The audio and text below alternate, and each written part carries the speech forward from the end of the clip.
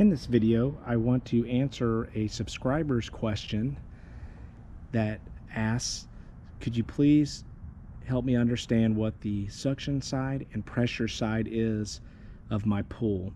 And that's a great question. I'm going to answer it here.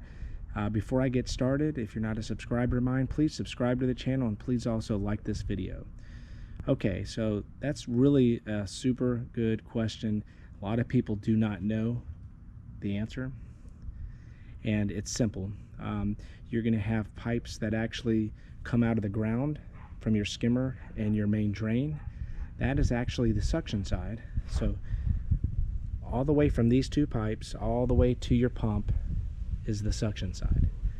Okay, when the pipe goes up right here, all the way up, and it's going to cross over up top, it's going to go into the sand filter, and then it's going to come back to the pool. This right here is the actual pressure side of the pool. The reason why it's super important to know this is that if you have an issue with a leak or anything, they're going to ask you on the phone, like a repair company, you know, is it on the suction side or the pressure side? A lot of times they want to know that ahead of time. So these pipes go back to the pool.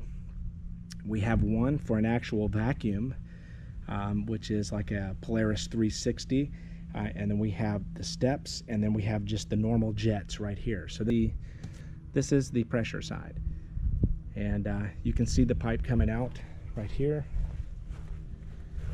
all the way down back to the pool. Hopefully this helps you out in case you're ever wondering what the pressure side and what the suction side is.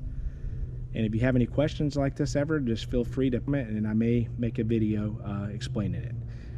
Thanks for watching, and I'll see you in my next videos.